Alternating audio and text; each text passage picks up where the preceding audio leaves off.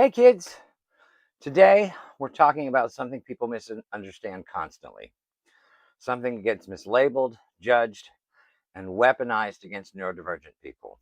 But the truth is, it's not a failure of control, it's a release. In today's episode, we dive into the real meaning of a meltdown. Not the stereotype, not the judgment, but the physiology, the psychology, and the lived reality. We're breaking down what actually happens inside the nervous system when everything overflows, and why it's not weakness, but self-protection. But now, for the broken news. Researchers have found that autistic and trauma-sensitive nervous systems recover faster and more completely when we're allowed to self-regulate without interruption. A new national survey shows that over 60% of autistic adults report being shamed, punished, or criticized for having meltdowns, even in medical settings where they should be safest. Well, crap.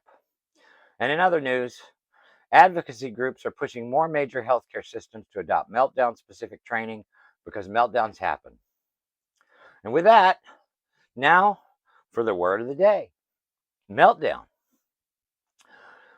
When people hear the word meltdown, they think of losing control, but that's not what's really going on. A meltdown is not a conscious choice. It's not manipulation, it's not immaturity, it's a neural discharge, the body's emergency pressure release, when the system can no longer contain the buildup of sensory and emotional energy.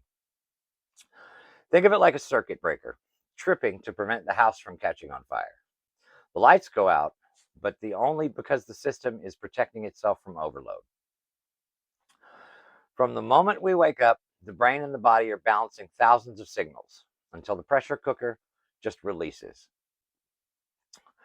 Inside a meltdown, the body is doing exactly what it must, releasing stored energy.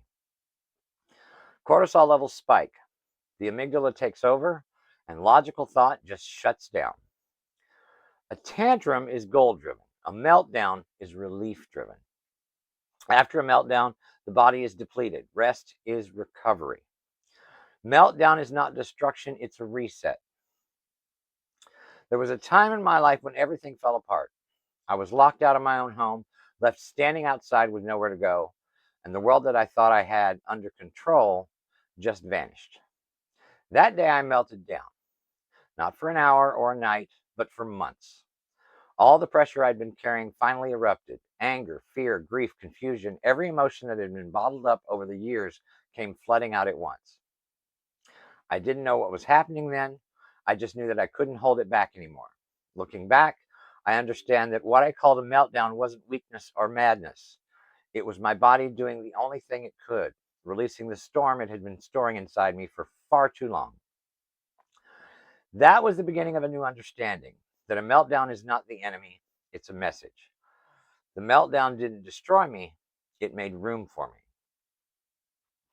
When your system hits overload, what does release look like for you? Let me know in the comments.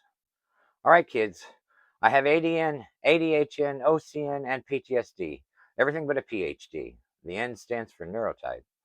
But I'm not broken because different isn't broken. You guys have a good night.